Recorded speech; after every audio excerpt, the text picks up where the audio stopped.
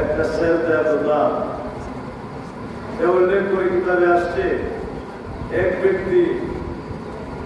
এক ব্যক্তি নামাজের মধ্যে আল্লাহর মসজিদে গেছে। মসজিদে যাওয়ার পরে উনি গিয়ে দেখলেন 1 রাকাত নামাজ শেষ। মতান্তরে 4 রাকাত নামাজ শেষ হয়ে যাচ্ছে। চতুর্থ রাকাতে তিনি ইমাম যখন সেজদার মধ্যে, এই অবস্থায় তিনি মসজিদে হাজির হয়েছে। ইমাম কায়সা থেকে চতুর্থ রাকাতে রুকু শেষ, সেজদার মধ্যে ওই ব্যক্তি হাজির হয়েছে। তো মাসআলাটা হলো, আপনি যদি ইমামের সঙ্গে জামাতে ইক্তেদা করেন, কমপক্ষে ইমামকে রুকু অবস্থায় পাই ওই রাকাতটা আপনার জন্য কর্তব্য হবে, ধরা হবে। যদি রুকু অবস্থায় গিয়ে কমপক্ষে সুবহানা রাব্বিয়াল আযীম একটা তাসবিহ পড়া পর্যন্ত ইমামকে রুকু অবস্থায় পাইতে হবে। আর আপনি রুকুতে যাচ্ছেন আল্লাহু আকবার করে, ইমাম আল্লাহু সামি আল্লাহু লিমান হামিদা করে, সামি আল্লাহু লিমান হামিদা করে ইমাম দাঁড়িয়ে যাচ্ছে। আর আপনি এরই মধ্যে আপনি বলছেন আল্লাহু আকবার করে রুকুতে যাচ্ছেন, আর ইমাম সামি আল্লাহু লিমান হামিদা করে উঠে যাচ্ছে। তাই আপনার নামাজটা, আপনি নামাজের মধ্যে আপনি শরীক হবেন, নামাজের মধ্যে আপনার অবস্থা ধরা হবে, নামাজের মধ্যে আপনাকে গণনা করা হবে। আপনি নামাজ পাইছেন কিন্তু রাকাত পান নাই, এই রাকাতটা কিনে করতে হবে। ইমাম জানে সালাম পাবে, সালাম দিয়ে ইমাম নামাজ শেষ করে ফেললে আপনি আল্লাহু আকবার করে দাঁড়িয়ে যাবেন, দাঁড়িয়ে ওই রাকাতটা পড়তে হবে। আমরা অনেকেই মনে করি ইমাম দাঁড়ায় যাচ্ছে, আমি এই টাইমে সামি আল্লাহু লিমান হামিদার ভিতরে আমি গেলাম রুকুর মধ্যে, আমরা পরে আর অনেকে সালাম ফিরে রাকাতটা করি না। এটা মনে রাখতে হবে যে আপনি যদি সামি আল্লাহু লিমান হামিদার মধ্যে গিয়ে আপনি আল্লাহু আকবার করে শরীক হন, আপনি আল্লাহু আকবার করে যাচ্ছেন রুকুতে, ইমাম সামি আল্লাহু লিমান হামিদা করে উঠে যাচ্ছেন রুকু থেকে, তাইলে আপনার নামাজের মধ্যে আপনার ইক্তেদা গণ্য হবে কিন্তু রাকাত গণ্য হবে না। ইমাম সালাম ফিরে দিলে ওই রাকাতটা আবার দোহরাইতে হবে, পড়তে হবে। তো কি অবস্থায় পাইতে হবে? কমপক্ষে 3 তাসবিহ বা 5 তাসবিহ সুবহানা রাব্বিয়াল আযীম, একটা তাসবিহ কমপক্ষে সামি আল্লাহু লিমান হামিদাকে পড়তে হবে। আল্লাহু আকবার বলে আপনি রুকুতে গেলেন, সামি আল্লাহু লিমান হামিদাকে কমপক্ষে সুবহানা রাব্বিয়াল আযীম একবার পড়ছেন, এমন সময় বলতে সামি আল্লাহু লিমান হামিদা, তাইলেও আপনার রাকাত গণ্য হয়ে যাবে। রাকাতের মধ্যে গণ্য হয়ে যাবে, গণনা হয়ে যাবে। এই রাকাত আর পুরায় পড়তে হবে না, এটা খুব খেয়াল রাখতে হবে। আর অনেকে আমরা আছি যে ওই সামি আল্লাহু লিমান হামিদাতে উঠে গেছে, এই অবস্থায় করতে যাচ্ছি, গিয়ে এরপরে সেজদা যা করা করছি, কিন্তু আমরা পরে রাকাত পুরায় করি না, মনে করছে আমার মনে হয় নামাজ পুরা হয়ে গেছে। আপনার নামাজই ফাসদ হয়ে গেছে। এটা পুরায় না পড়লে 4 রাকাত 3 রাকাত যত রাকাতের নামাজই পুরাটাই ফাসদ হয়ে যাবে। বুঝতে পারছেন? পুরা নামাজই পুরায় করতে হবে যদি আপনি ইমামের সালামের সাথে দাঁড়ায় ওই রাকাত না পড়েন। তাইলে এই মাসআলাটা আমরা আসলে ভালো করে মনে রাখি। তো ওই ব্যক্তি কি করলেন? ওই ব্যক্তি গিয়ে দেখলেন ইমাম রুকুর মধ্যে নয়, ইমাম আছে সেজদার মধ্যে। কিসের মধ্যে আছে? ইমাম সেজদার মধ্যে আছে, ইমাম সেজদার ভিতরে আছে। তো ইমাম কি সেজদার মধ্যে পায়? উনি চিন্তা করছেন রাকাত না বন্ধ হবে না, রাকাত গণনা করা হবে না। তারপরে আমার আল্লাহর কদমে রুকুয় করছে, আমার আল্লাহর কদমের মধ্যে রুকুয় করে আছে। যাই হোক, রাকাতটা নতুন হয়ে পড়া, ওটা আল্লাহর একটা সাজদা দিতে পারলো, আল্লাহর একটা সাজদা, আল্লাহ রাব্বুল আলামিনের কদমের মধ্যে কপাল নাক থেকে লাগাই দিতে পারলো। এই চিন্তা করে মহব্বতে ওই মানুষটা সঙ্গে সঙ্গে আল্লাহু আকবার বলে ইমামের সেজদারত অবস্থায় ওই মুক্তাদি আল্লাহর দরবারে সেজদায় রুকুয় পড়ে। ওই মুক্তাদি আল্লাহর দরবারে সেজদায় রুকুয় পড়লেন, তাসবিহ পড়তে শুরু করলেন, সুবহানা রাব্বিয়াল আ'লা, সুবহানা রাব্বিয়াল আ'লা, সুবহানা রাব্বিয়াল আ'লা, রাব্বিয়াল আ'লা, রাব্বিয়াল আযীম। ওই মালিকের দরবারে কদমের মধ্যে রুকুয় পড়ে ইমামের সঙ্গে দুইটা সেজদার মধ্যে ওই মানুষটা আল্লাহর মহব্বতে অন্তত একটা সেজদা দিতে পারছে, অন্তত একটা সেজদায় তাসবিহ করতে পেরেছে। তার আত্মাটা আল্লাহর দরবারে এতটুকু সুযোগ যে পাইছে, এটাতেই তার আত্মা আল্লাহর মহব্বতে আল্লাহ রাব্বুল আলামিনের দরবারে কৃতজ্ঞতায় ভরপুর হয়ে গিয়েছে। ব্যক্তিরা যখন মারা যায়, কিতাবের মধ্যে আসছে আমার আল্লাহ ওই বন্দার একজন আপনজন স্বপ্নে দেখতেছে, ওই মানুষটার হাসর হয়ে গেছে। আমাদের ময়দানে আল্লাহ যখন বিধানের পাল্লা টানায় দিলেন, ওই ব্যক্তিকে বিধানের পাল্লায় উঠায় পাঠানো হইল। তার 70 বছর জিন্দেগিতে একদিনের উপর নামাজ কবুল হয় নাই, রোজা কবুল হয় নাই, জাকাত কবুল হয় নাই, একদিনের উপর নামাজ কবুল হয় নাই। কিন্তু কোন আমল তার মধ্যে নাই কবুলিয়তের জন্য, যে আমলকে উসিলা করে আল্লাহ তাকে মাফ করে দিবেন। আমার আল্লাহ কোনো আমল খুঁজে পায় না, একদিনের নামাজ কবুল হয় নাই। হঠাৎ করে আমার আল্লাহর সামনে দুইটা সেজদা হাজির হয়ে গেছে। আমার আল্লাহ তাকায় দেখলেন এই দুইটা সেজদা কবুল, একমাত্র আল্লাহর মহব্বতে আল্লাহর প্রেমের হয়ে পড়া অন্তত আল্লাহর করবে সেজদা দিতে পারছে। এই নিয়তে এই মহব্বতে প্রেমে ওই সেজদার মধ্যে লুটায় পড়েছে। পাও সেজদা এটা রাকাতের মধ্যে গণ্য হয় নাই, কিন্তু আল্লাহর প্রেমের মধ্যে গণ্য হয়ে গেছে, মহব্বতের মধ্যে গণ্য হয়ে গেছে, ইশকের মধ্যে গণ্য হয়ে গেছে, আল্লাহর প্রেমের মধ্যে গণ্য হয়ে গেছে। আমার আল্লাহ কান্দিয়া ওই সেজদাটাকে বুকে জড়ায় বিধানের পাল্লায় উঠায় রইলেন। এই মাত্র বিধানের পাল্লায় উঠায় দিলেন, সারা হাসরবাসীরা তাকায় দেখলো আমার আল্লাহর 7 আসমান 7 জমিন আর শুধু আল্লাহর চাইতেও আর এই পাও দুইটা সেজদা আল্লাহর প্রেমে আল্লাহর মহব্বতের সেজদা সকল আল্লাহর সৃষ্টি জগৎ থেকে বাড়ি হয়ে গেছে। আল্লাহু আকবার, আল্লাহু আকবার। আল্লাহর সকল জগৎ থেকে সৃষ্টি কোল থেকে বাড়ি হয়ে গেছে ওই দুইটা সেজদা। আল্লাহর যে মহব্বত কইরা যে এই অন্তত দুইটা সেজদা আল্লাহর দিতে পারলাম, আর আল্লাহর কতটুকু নিয়ে করতে পারলাম, এই যে আমি অন্তত গণ্য না হোক, হিসাবে না আসুক, এই হিসাব ছাড়া যে কাজটা করছে, হিসাব ছাড়া যে কাজটা করেছে, এই কাজটা আল্লাহ কবুল হয়ে গেছে। সুতরাং কি হিসাবের মধ্যে আমরা আছি? সকাল থেকে দুপুর থেকে আমরা কত নিয়ামত খাই, কয়টা বলছে? একদিনে তো বলেন না আজকে সকাল থেকে দুপুরে কয়টা নিয়ামত খাইলাম, পানি খাইলাম, খাবার খাইলাম, নাস্তা করলাম, কিছু ফল ফ্রুট করি নাই। কিন্তু আল্লাহ ইবাদত করতে গেলে 5 ওয়াক্ত নামাজ পড়ছি, তো নামাজ তো পড়ছি, 5 ওয়াক্তই পড়ছি, কিন্তু এর লগে তাহাজ্জুদ আছে, এর লগে ইশরাক আছে, এর সাথে আওয়াবিন আছে, এর সঙ্গে যে নফলের নামাজগুলি আছে, এর সঙ্গে কাজায়ে হাজগুলি আছে, এর সঙ্গে ইশরাকের নামাজ আছে, চাষের নামাজ আছে, কত আমল যে আমার কাছে আছে। এর মধ্যে জিকির আছে, এর মধ্যে তাসবিহ তাহলিল আছে, দোয়া ইবাদত মুরাকাবা মুশাহাদা আছে। ওটার খবর তো আমরা ওইভাবে করি না, এইভাবে তার নিয়ামত খুব করি।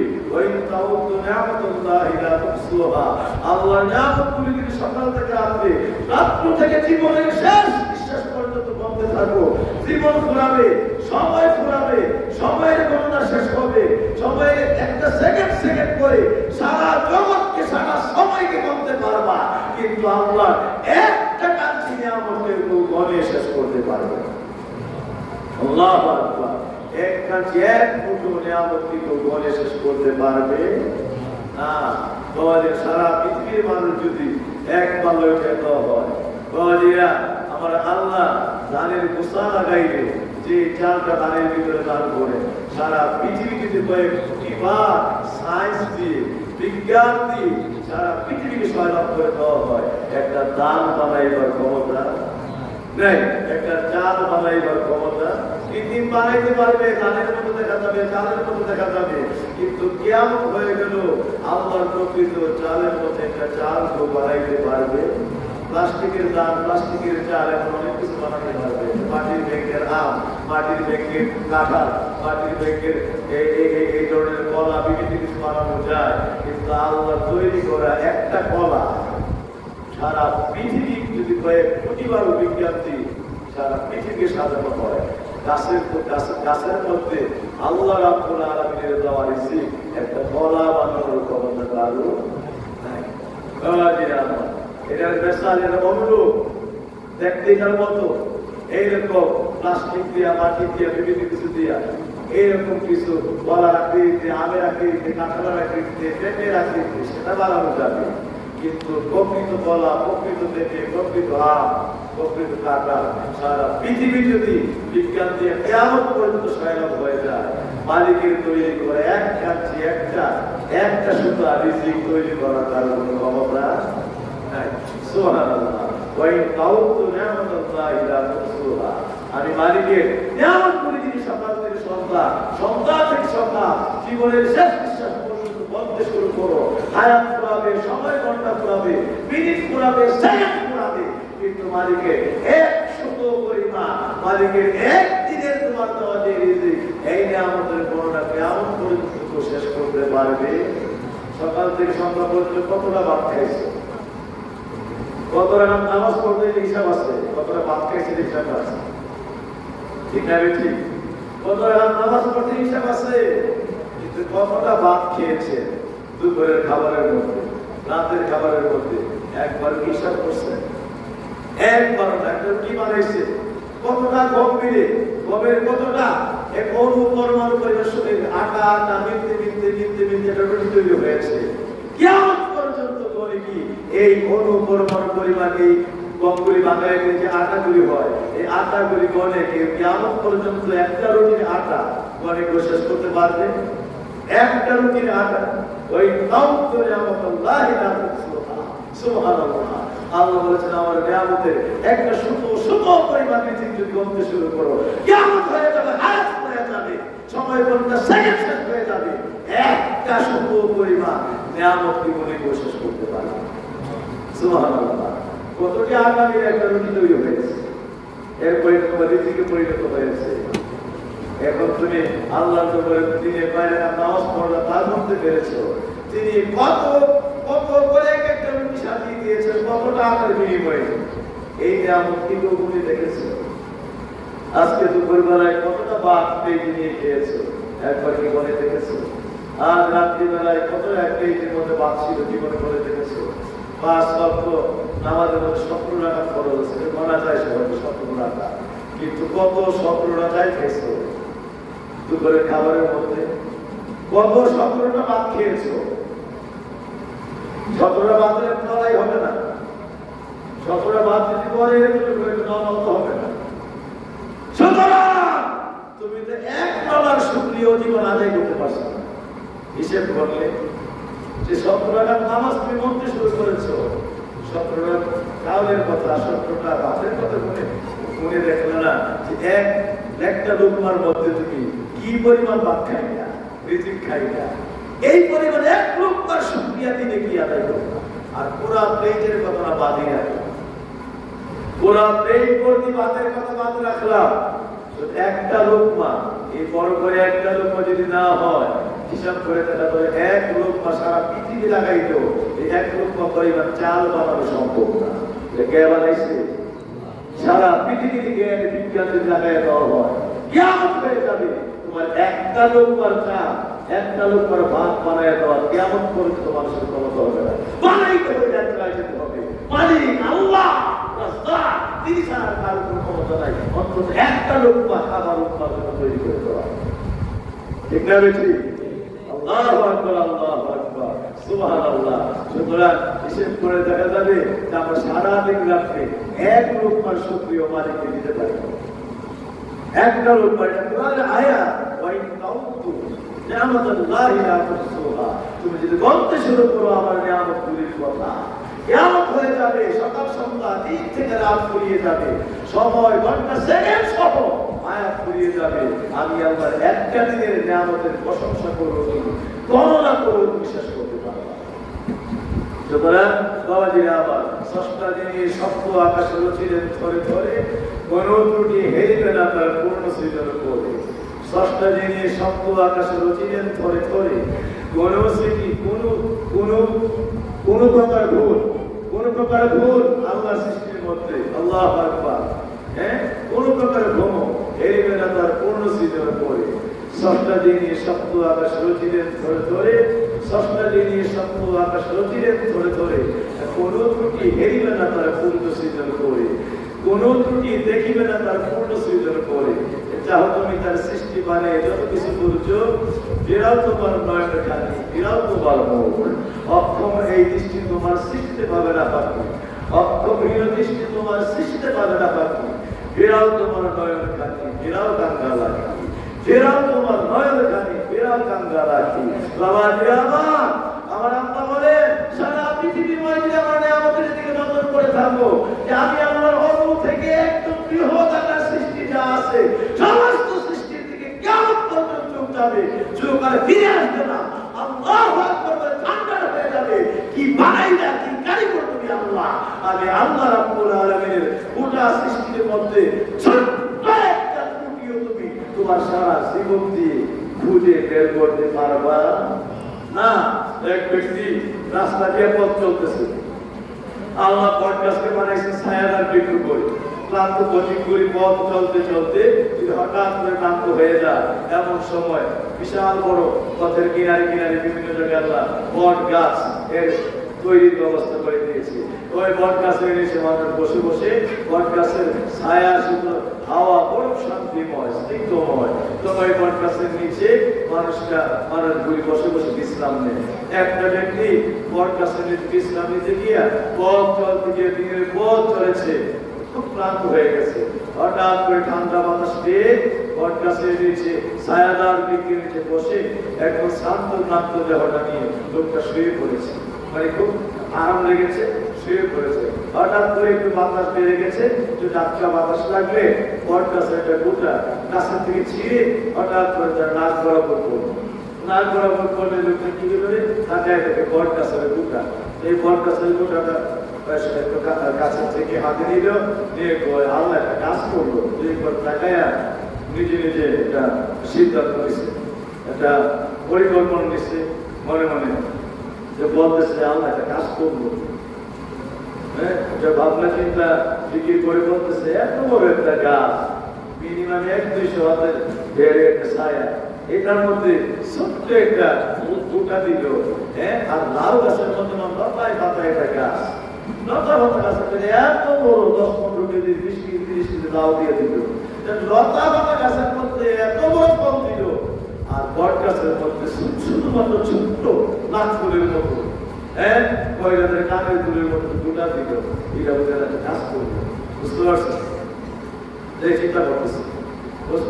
এমন সময় আর একটু বাতাস বাড়ছে, আরেকটা বট গাছের গোটা ছুটছে, সুইটা মাথার মধ্যে পড়ছে, মাথার করে মাথায় মাথার করে আবার নাকের অগ্রভাগে পড়ছে, একটু ঝিঝি রেখে তাকে গোটা পরে এটা হাতে নিয়ে আসে না, সঙ্গে সঙ্গে বট গাছের নিচে আল্লাহর দরবারে সেজদায় করে গেছে। হাতে নিয়ে বট গাছের নিচে আল্লাহর দরবারে সেজদায় করে গেছে। সেজদায় করে আল্লাহু আকবার, আল্লাহু আকবার, আমি যা করেছিলাম আল্লাহ সস্তা তুমি শক্ত আকার রচিলা ধরে ধরে, কোন ত্রুটি পাইনি আমি, কোন ত্রুটি পাইনি খুঁজে পূর্ণ সৃজন করে। সস্তা তুমি শক্ত আকাশ রচিলা ধরে ধরে, কোন ত্রুটি পাইনি খুঁজে পূর্ণ সৃজন করে। আল্লাহ তুমি যে বলেছিলা, আল্লাহ তুমি কোরআনের মধ্যে জানাই দিয়েছিলা যে মা বারাতে খালকির রহমান সুম্মা মিন নাবাত ফারজিল বাসা, খোদার সৃষ্টি যেই দিকে তাকাইবা বিন্দু পরিমাণ তার সৃষ্টির মধ্যে কোন ত্রুটি দেখতে পাবা না। আল্লাহ আমি মনে করেছিলাম তুমি বড় ভুল করেছো, বাস্তব সৃষ্টির ভিতরে ভুল করে একটি জিনিস তৈরি করে ফেলেছো। আমি মনে করেছিলাম লতায় পাতায় পাওয়া গাছটির মধ্যে কেন তুমি এত বড় ফল দিলা, এই ফলটা যদি বট গাছের মধ্যে দিতা, আর পক্ষান্তরে বট গাছের মধ্যে লতা পাতা নামক গাছটি লাউ গাছের মধ্যে দিতা, তাই এর কত না তোমার সৃষ্টির মধ্যে ব্যালেন্স তৈরি হতো, যে গাছ অনুযায়ী ফলের একটা ব্যালেন্স হইতো। যে গাছটা হয়ে লতায় পাতায় এটা তো গোটা ঠিক আছে, আর গাছটা হলো কয়েকশো হাত বেড়ে বটগাছ, এই গাছের মধ্যে লাউ গাছের মতো ফল, লাউয়ের মতো ফল ঠিক আছে। কিন্তু আল্লাহ এখন বলছি আমি, যদি তুমি এইরকম লাউ বট গাছের মতো দিতা, আর হঠাৎ করে চারটে পাতা শেষ করে আমার মতো করে একটা পাগল গাছের নিচে শুয়ে থাকতো, হঠাৎ করে ছিঁড়ে যদি একটা লাউ পড়তো না, নাকি আর মুখে বরফ তো বেশি লাগতো না মালিক। এই জায়গার মধ্যে বটগাছের নিচে এইখানে আমার শরীর সমাধি হয়ে যাইতো। ওই দিনে আমার বটগাছের নিচে আমার কবর পরিণত হয়ে যাইতো। ওইখান থেকে বাঁচার কোনো ক্ষমতা হইতো না। যদি একটা বাতাস, টাটকা বাতাস জায়গা, একটা লাউ সিটকে নাক বরাবর করতো, টাটকা বাতাস লেগে একটা লাউ সিটকে যদি নাক বরাবর করতো, আর এই বটগাছের নিচে শুয়ে থাকতাম, ঘটনার তো কি হইতো? আল্লাহ সব পরিচয়ের কথা দিয়ে বলছি, তুমি যেই জায়গায় যেটা তৈরি করেছো, নিশ্চয়ই তুমি কোরআনের মধ্যে বলে দিয়েছো যে রব্বানা মা খালাকতা হাযা বাতিলা সুবহানাকা ফাকিনা আযাবান্নার। মালিক, তুমি জগতের মানুষের জন্য যা বানাইছো সব তুমি মানুষের মহা কল্যাণের জন্য বানাইছো। ফাকিনা আযাবান্নার, ভিক্ষা চাই তুমি আমার ভয়ঙ্কর জাহান্নামের আযাব হইতে বাঁচাও। তুমি এত বড় কল্যাণ যে মালিক গোটা জগৎ সাজিয়ে দিয়েছো, আখিরাতটা আমার জন্য কল্যাণে ভরপুর করে দাও। সুবহানাল্লাহ। রব্বানা মা খালাকতা হাযা বাতিলা সুবহানাকা ফাকিনা আযাবান্নার।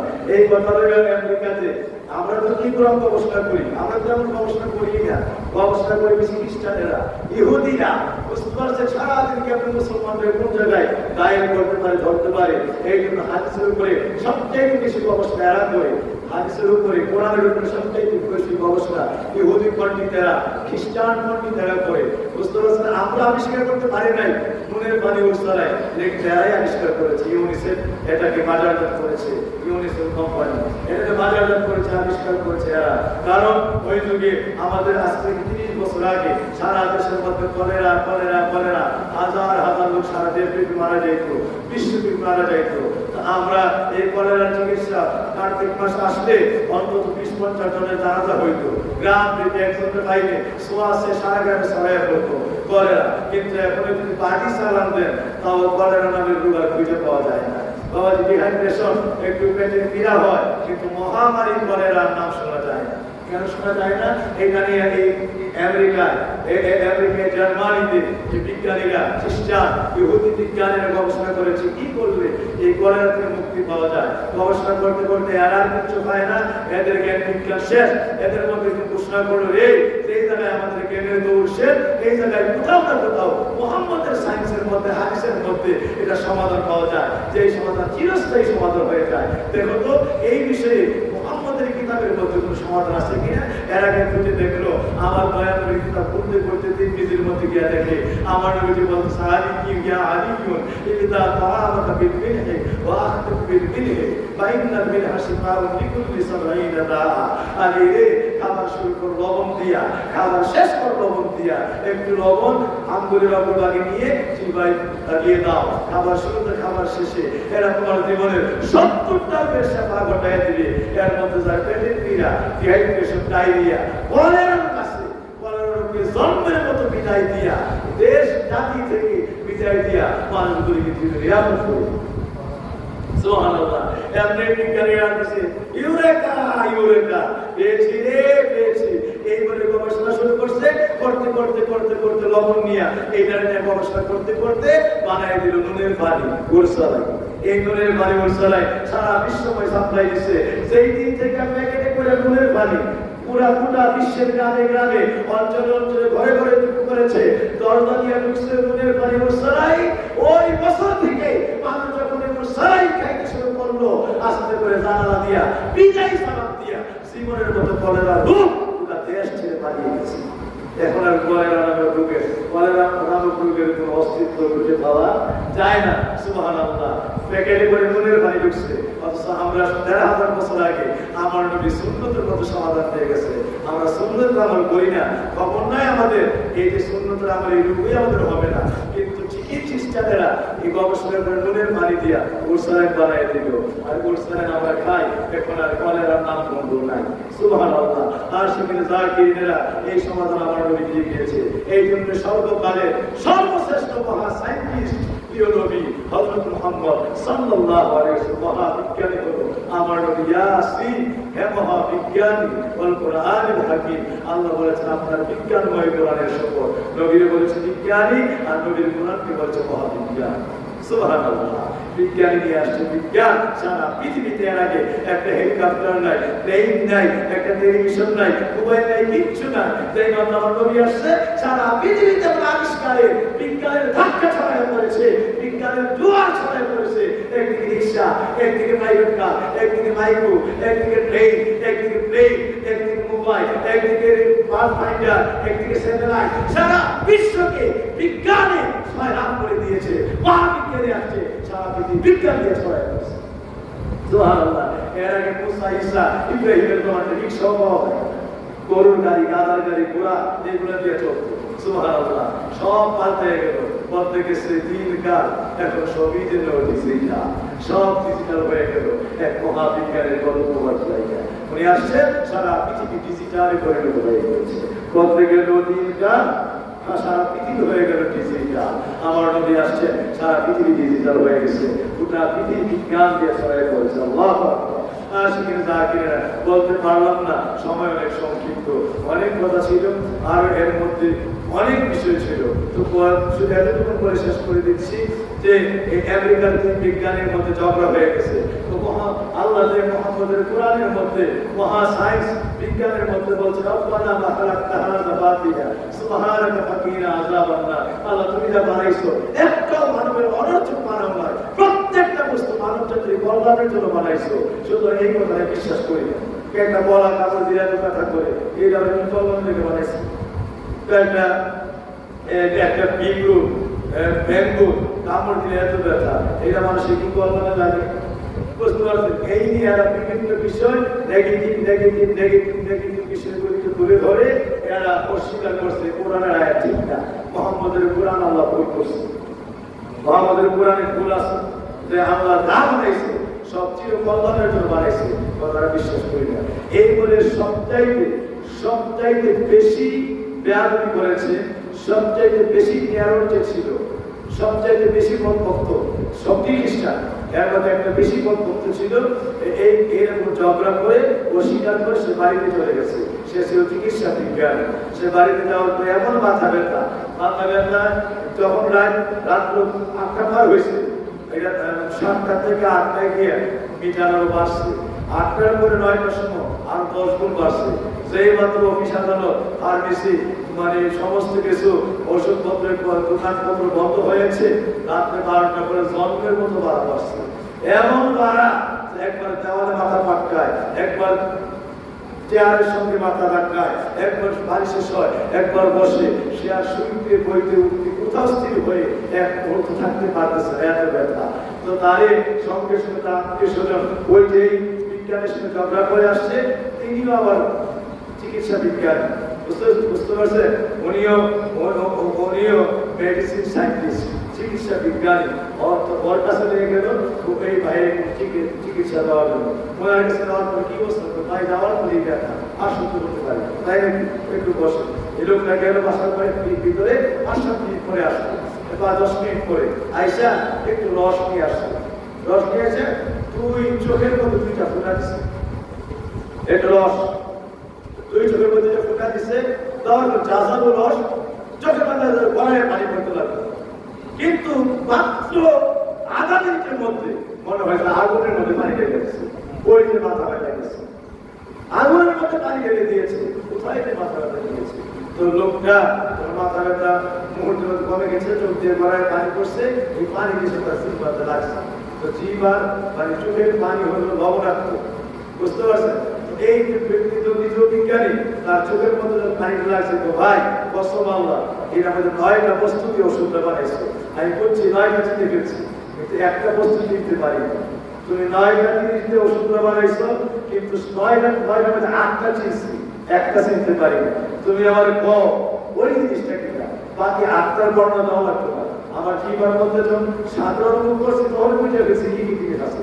বিজ্ঞানী তো এরাই ওষুধ বানায়, সে বুঝে গেছে, তাই বুঝে পেয়েছে, কিন্তু একটা বুঝতে পারি না। তো এটা বললে তুমি কষ্ট হয়ে যাবে, না ভাই এত বড় আগ্রহ হয়ে গেছো, কষ্ট পাই আমি আর তোমার থেকে জীবনের জন্য শিক্ষা নেবো।